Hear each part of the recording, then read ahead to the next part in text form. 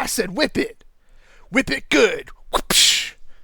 Hello, and welcome to the next exciting episode of Matt and Todd Go to the Movies, Quarantine Edition. The podcast where Matt and Todd watch a movie on a Netflix Top 100 list, and then we talk about it, discuss it, pros and cons, hates and likes, and hopefully you enjoy hearing our voices and our opinions. I am Todd Domer. And I'm Matt Malloy. And yes, welcome to another exciting episode of Matt and Todd Go to the Movies. Now a word from our sponsor. Yay, sponsor! Our sponsor is the Santa Fe Writers Project, or SFWP for short. SFWP is an independent publishing house that has been helping authors and books connect with the world for 22 years with a wide range of fiction and creative nonfiction. The founder, director, and friend to the podcast, Andrew Gifford, has offered 25% off to all of our listeners when you order direct through his website, sfwp.com. Just use the coupon code MOVIES when you check out. That's MOVIES as a coupon code for 25% off.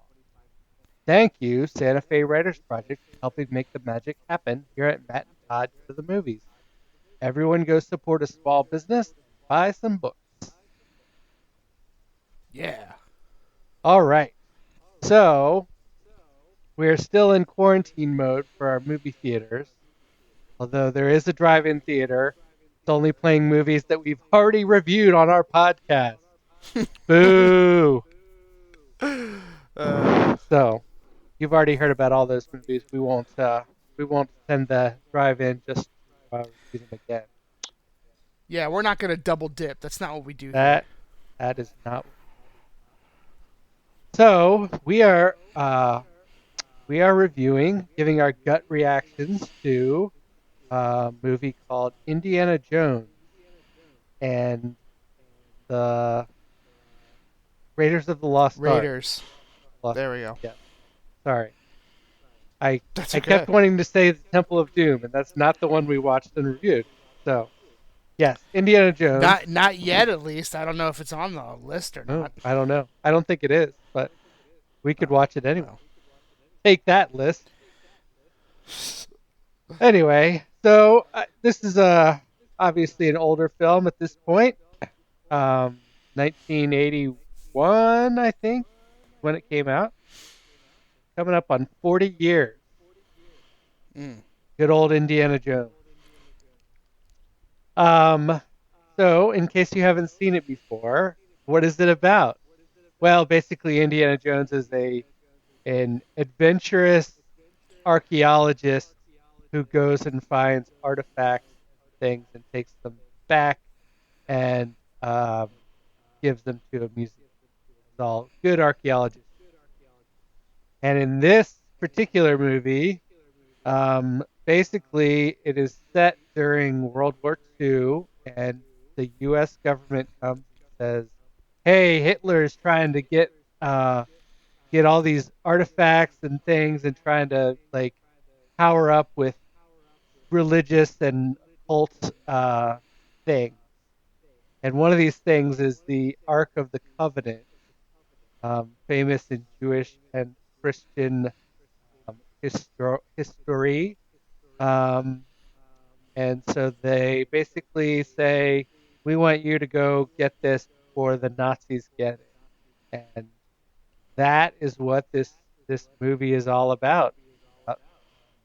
Who can get the Ark of the Covenant and who can maintain control of it, which is back and forth several times. And yeah, so that's what we watched. That's what it's about. And Todd, what did you think? Well, first of all, you didn't comment on my song intro and how it connected. I apologize. But it did connect very nicely as it involved the word whip, which is Indiana Jones' weapon of choice. The whip. I put some effort into it today because I believe in an earlier podcast I already did the Indiana Jones theme. Yeah. I'm pretty sure it was for Call of the Wild. Yes, I think that makes sense a little bit because Harrison Ford is in both movies. Yes. So we don't double dip here. I already said that. So, Right. Not even in our intro. um, well, I have always loved this movie, and I think I continue to love this movie. Um, I I did honestly about a month ago. I watched this. Like I got on a phone call with a friend, and we both watched it and talked about it through it and stuff like that. So when it first came up, I was like, "Ooh, I just watched this not too long ago," but I was like, "Well, I'll watch it again," and it's still good. I think in recent years, people have been trying to like tear it down with like I don't know stuff that doesn't kind of make sense. Like there's a part where Indiana Jones is like um, stows away on a sub. People kind of question that, and then people also kind of question. I think it was originated from the Big Bang Theory, where it's like you like Indiana Jones. If Indiana Jones didn't exist, like the it still would have worked out fine for everyone and or whatever stuff like that. And I say to those haters, stop hating, just enjoy. This is like prime great Spielberg. George Lucas hasn't really gone crazy yet, or it's just fun. Like I just have a great time watching this movie every time I watch it. Harrison Ford's great in it.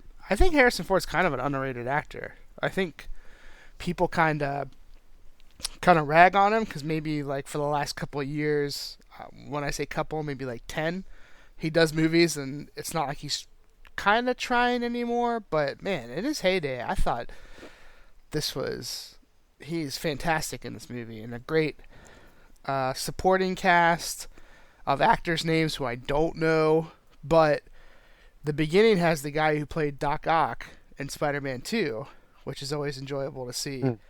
And then there's the guy who's I don't know what's his name from Lord of the Rings, Gimli, the dwarf. Is that his name? That is the name Do of you a know? dwarf in Lord of the Rings. I don't Okay, know if so it's the right he's. dwarf, but that is the name of a dwarf. I'm pretty sure it is, but if I'm wrong, feel free to correct me in a nice, loving way on our Facebook page. So, yeah, I mean, I don't know really all I can really say about this movie.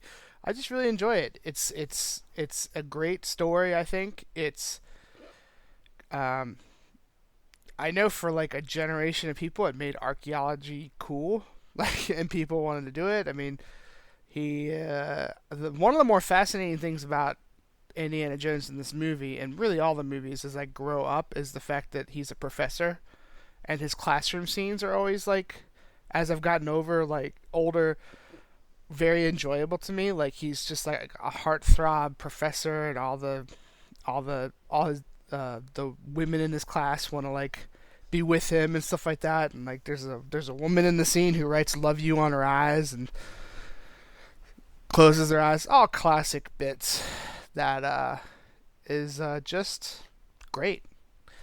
I mean, it's not the perfect movie, but it still holds up to me. I enjoy watching it. If you've never watched it, you're doing yourself a disservice, I think.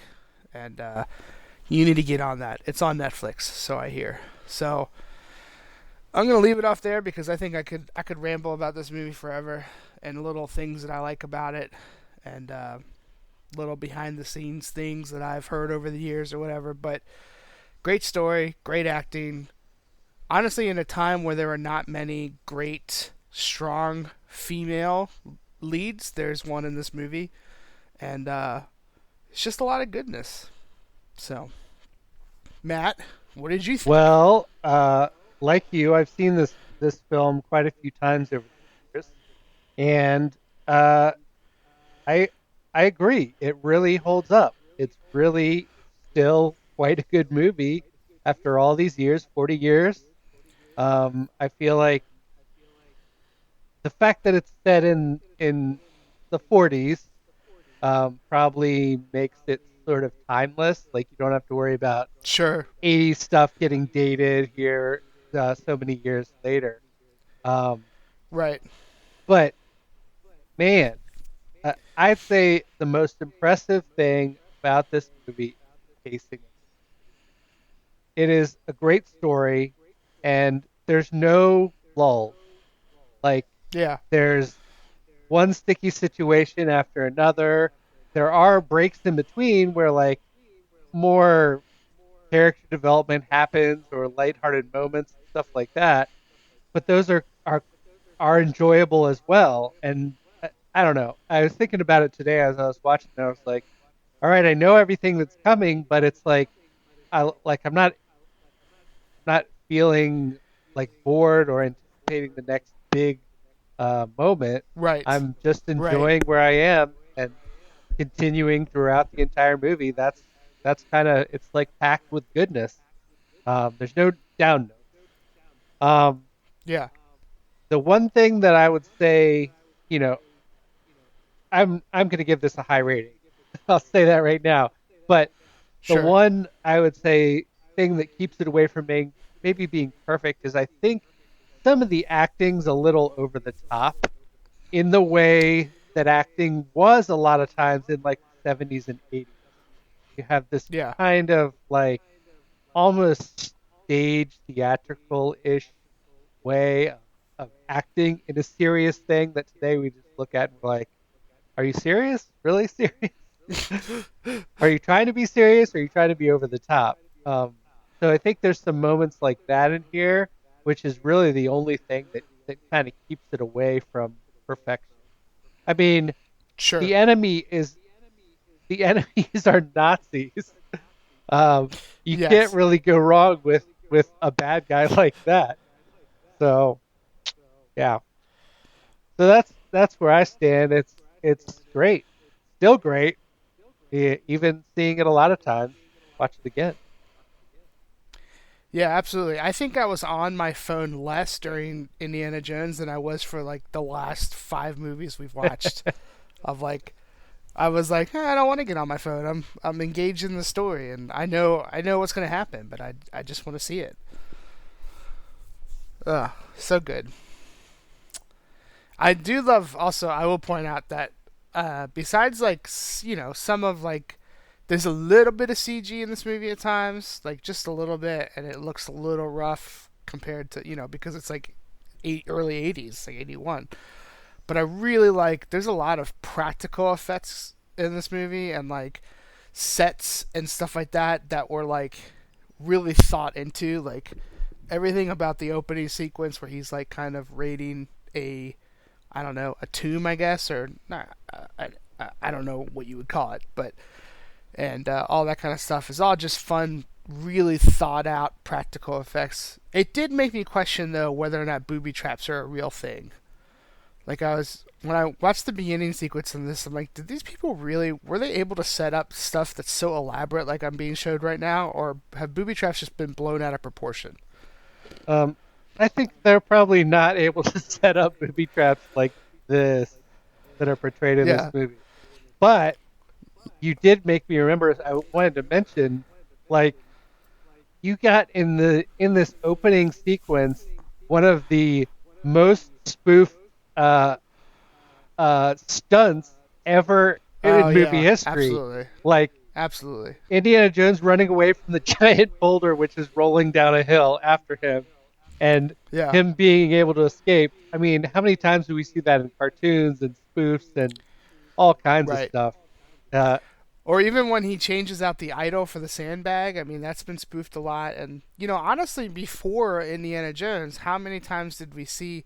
I mean, I'm sure there are old movies where we see this some, but it kind of I don't know, maybe popularized the whole idea of going through a temple with all these elaborate booby traps. Like, um, I mean, the one I definitely questions was like, how does this work? How would you even make it work today versus how did it work back then when they did this? Was the one that gets triggered off of if you if you step get in in the the light, sunlight? yeah, Yeah, I was like, how did they achieve this? But still so entertaining. yes, So, all right, Matt, how many? I feel like we have to go like a classic whip or something. Like, how many whips would you give this movie? The movie that made whips cool, and every kid wanted to learn how to use a whip. yeah. Well, on a scale of 0 to 5 whips, I'm gonna go pretty high. I'm gonna go 4.5 whips out of 5 Mm, for nice. this for this fine film, it's great. Still great. Holds up, and watch it. Yeah.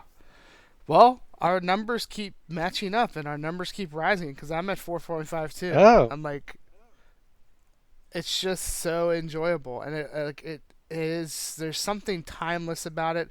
I think where I would have a really hard time is if someone was like, okay, Todd, gun to your head, do you like Raiders of the Lost Ark or The Last Crusade better? I think I'd have a hard time with that because I like both movies. mm, Not to say that I don't like Temple of Doom, but I think most people would agree it was a little bit below the standard.